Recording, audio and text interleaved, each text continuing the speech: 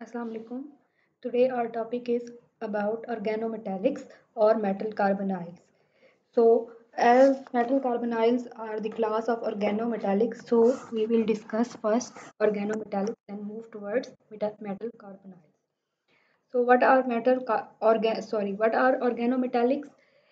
Actually organometallics class of substance ऐसी substance की class है जिसमें मेटल जो है डायरेक्टली कार्बन के साथ बॉन्ड बनाया हुआ होता है।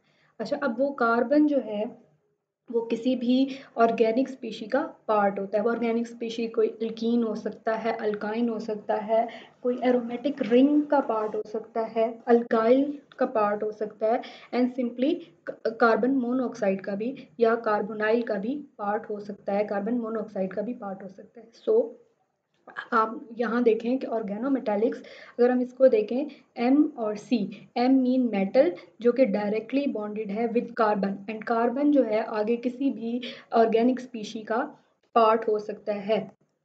वो ऑर्गेनिक स्पीशी आपके पास अल्कीन भी हो सकती है, अल्काइन भी हो सकती है, एरोमेटिक रिंग भी हो सकता है और कार्बन मोनोऑक्साइड भी हो सकता है। सिमिलरली अगर आप मेटल को देखें तो मेटल जो है मेन ग्रुप एलिमेंट का भी हो सकता है, like sodium, potassium, rubidium, caesium, ये सारे मेन ग्रुप एलिमेंट्स हैं। नेक्स्ट ये मेटल ट्रांजिशन एलिमेंट्स का भी हो सकता है जिसे हम डी ब्लॉक एलिमेंट्स कहते हैं। इनर ट्रांजिशन एलिमेंट भी हो सकता है लाइक लेंथिनाइड्स, एक्टिनाइड्स। तो अगर आप ये देखें ऑर्गेनिक मेटालिक्स, ऑर्गेनोमेटालिक मीन इसका एक पार्ट जो है वो ऑर्गेनिक स्पीशी से है और दूसरा पार्ट जो है मेटल है। इसमें तीन चीज़ें डिस्कस करेंगे, जो कि एक मेटल आपको पहले बता दिया कि ये मेन ग्रुप एलिमेंट का भी हो सकता है, ट्रांजिशन एलिमेंट भी हो सकता है, इनर ट्रांजिशन एलिमेंट भी हो सकता है, कार्बन जो किसी ऑर्गेनिक स्पीशी का पार्ट होगा और साथ डायरेक्टली अटैच हुआ होगा मेटल के साथ, और इसके दरमियान जो बॉन्ड है वो आयनिक बॉन्ड भी हो सकता है, वो कोवलेंट बॉन्ड भी हो सकता है, सिग्मा बॉन्ड भी हो सकता है, पाई बॉन्ड भी हो सकता है, एंड देन पाई बॉन्ड की two different types like localized भी हो सकता है एंड डी लोकलाइज्ड भी हो सकता है। डी लोकलाइज्ड हम इस तरीके से ले सकते हैं कि अगर इसमें रेजोनेंस हो रही है तो इट मीन्स ये जो बॉन्ड है ये डी लोकलाइज्ड है। सो तीन चीज़ों को आप लोगों ने अंडर कंसिडरेशन रखना है कि मेटल क्या चीज़ है, कार्बन किस चीज़ का पार्ट है, और इनके दरमियान जो बॉन्ड है वो क्या किस तरह का बॉन्ड है। अब हम स्पेसिफिकली डिस्कस करेंगे metal carbonyls. It means metal carbonyls को अगर हम देखें तो हम ये बोलेंगे कि मेटल कोई भी हो सकता है, ठीक है। मेटल कार्बोनाइल्स में मेनली जो मेटल है वो ट्रांजिशन मेटल्स का मेटल होगा, मतलब डी ब्लॉक एलिमेंट्स होंगे, और जो इसके साथ कार्बन है वो कार्बन मोनोऑक्साइड जो कि एज अ लिगेंड एक्ट करेगा। अच्छा, एक बहुत इंपॉर्टेंट पॉइंट, लो ऑक्सीडेशन स्टेट। लो ऑक्सीडेशन स्टेट मींस कि इसका लो पॉजिटिव नंबर में इसकी लो ऑक्सीडेशन स्टेट होगी मेटल की। इसकी रीज़न ये है कि मेटल जब जितनी लो ऑक्सीडेशन स्टेट है इट मीन्स उसके पास इलेक्ट्रॉन डेंसिटी ज़्यादा है, तो वो अपना इलेक्ट्रॉन जो है लिगेंड से लेगा और उसको डोनेट भी करेगा। वो आगे जाके डिस्कस करेंगे कि लो ऑक्सीडेशन स्टेट क्यों बोला हुआ है, जो कि एक इम्पॉर्टेंट बात है। मेटल कार्बोनाइल्स में जो लिगेंड है वो कार्बन मोनोऑक्साइड होगा। ट्रांजिशन मेटल जो कि डी ब्लॉक एलिमेंट्स, कोई भी डी ब्लॉक एलिमेंट होगा ट्रांजिशन मेटल। अच्छा, और इसमें जो कम्प्लेक्स बनेगा, complex form as a result of attraction of metal ion for electron pair on ligands. जैसे कि आपको पता है कि कम्प्लेक्सोमेट्रिक में हमने पढ़ा था कि जो लिगेंड्स हैं वो इलेक्ट्रॉन पेयर डोनर हो गए, तो इसी तरीके से मेटल कार्बोनाइल्स में जो लिगेंड है वो कार्बन मोनोऑक्साइड है, वो इलेक्ट्रॉन पेयर डोनर होगा।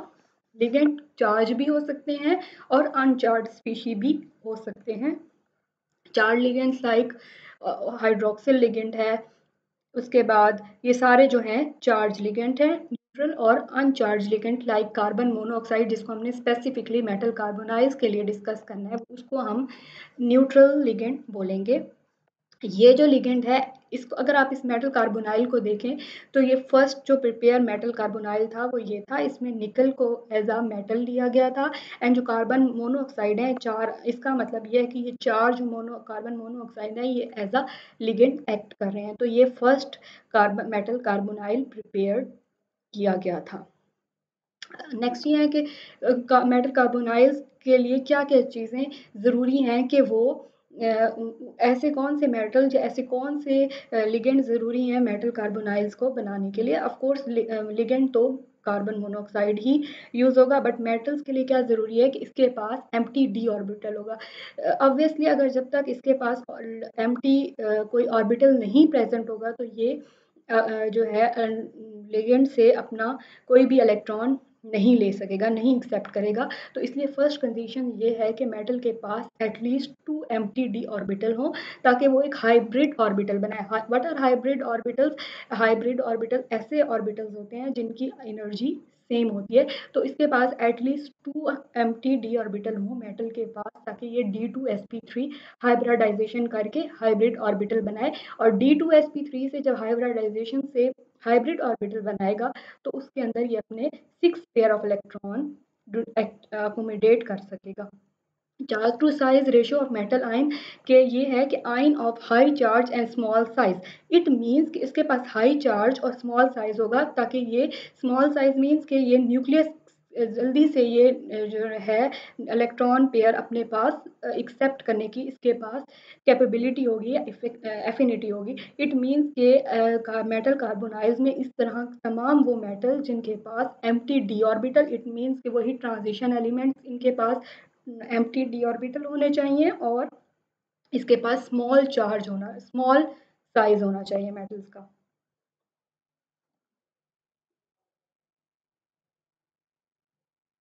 नेक्स्ट है classification of metal carbonyls. Metal carbonyls में बेसिकली दो पार्ट्स हैं, एक लिगेंड का और एक मेटल का। लिगेंड जो है कार्बन मोनोऑक्साइड है, और जो मेटल है वो क्या है?